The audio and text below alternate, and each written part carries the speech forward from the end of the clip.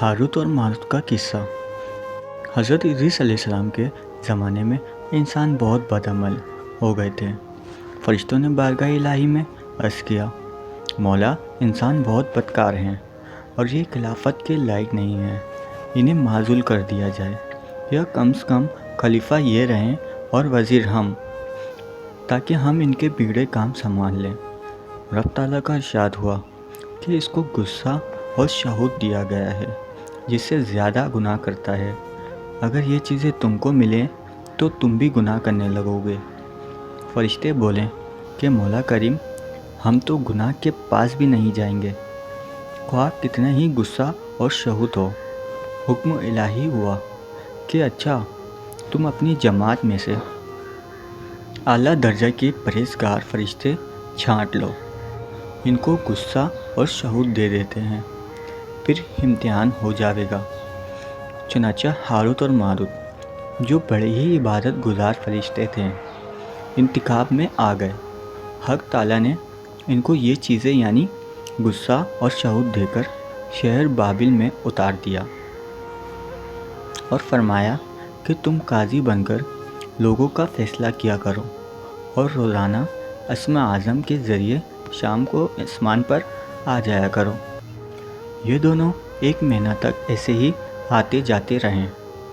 اتنے عرصہ میں ان کے عدل و انصاف کا عام چرچا ہو گیا اور بہت مقدمے ان کے پاس آنے لگے۔ ایک روز ایک نہایت حسین و جمیل عورت نے، جس کا نام زہرا تھا، یہ ملک فارس کی رہنے والی تھی، اس نے اپنے خاوند کے خلاف مقدمہ دائر کیا۔ یہ دونوں اسے دیکھتے ہی عاشق زار ہو گئے اور اس سے برے کام کی خواہش کی۔ اس نے کہا، میرا دین کچھ اور ہے اور تمہارا دین کچھ اور اختلافات ہوتے ہوئے یہ نہیں ہو سکتا۔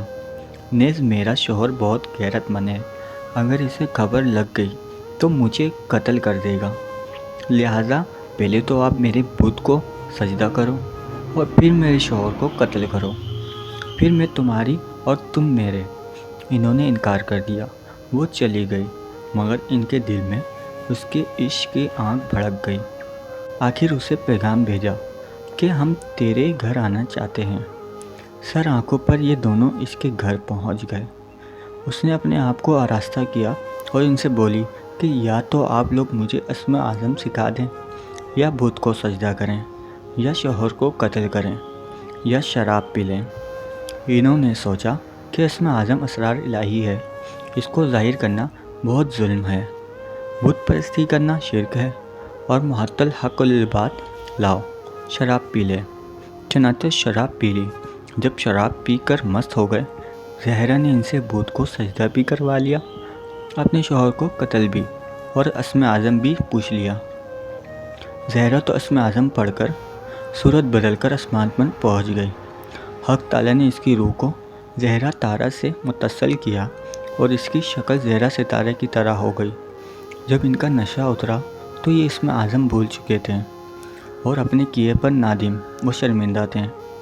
حق تعالیٰ نے فرشتوں سے فرمایا کہ انسان میری تجلی سے دور رہتا ہے۔ یہ دونوں شام کو حاضر بارگاہ ہوتے تھے، پھر بھی شوہر سے مغلوب ہو کر سب کچھ کر بیٹھے۔ اگر انسان سے گناہ سرزد ہو تو کیا تعجب ہے۔ تمام فرشتوں نے اپنی خطا کا اقرار کیا اور زمین والوں پر بجائے لعن طعن کرنے کے ان کے لیے دعائے مغفرت کرنے لگے۔ قرآن فرماتا ہے، والملائکۃ یسبحون بحمد ربہم ویستغفرون لمن فی الارض۔ پھر یہ دونوں حضرت اور میں ادریس علیہ السلام کی بارگاہ میں حاضر ہوئے اور شفاعت کے طلب ہوئے۔ آپ نے ان کے حق میں دعائے مغفرت کی۔ بہت روز کے بعد حکم الہی آیا کہ ان کو اختیار دیجیے کہ یہ یا تو دنیاوی عذاب قبول کر لیں یا آخرت کا۔ حضرت ادریس علیہ السلام نے انہیں حکم الہی پہنچایا۔ انہوں نے عرض کیا کہ یا نبی اللہ، دنیا کا عذاب فانی ہے اور آخرت کا عذاب ابد الآباد تک باقی رہے گا۔ ہم کو دنیاوی عذاب منظور ہے۔ چنانچہ حق تعالیٰ نے فرشتوں کو حکم دیا کہ ان دونوں کو لوہے کی زنجیروں میں جکڑ کر بابل کے کنویں میں اوندھا لٹکا دیں۔ اس کنویں میں آگ بھڑک رہی ہے اور یہ لٹکے ہوئے ہیں۔ فرشتے باری باری سے ہر وقت ان کو کوڑے مارتے ہیں۔ سخت پیاس سے ان کی زبانیں باہر لٹکی ہوئی ہیں۔ یہ عذاب قیامت تک ایسے ہی شدید رہنے والا ہے۔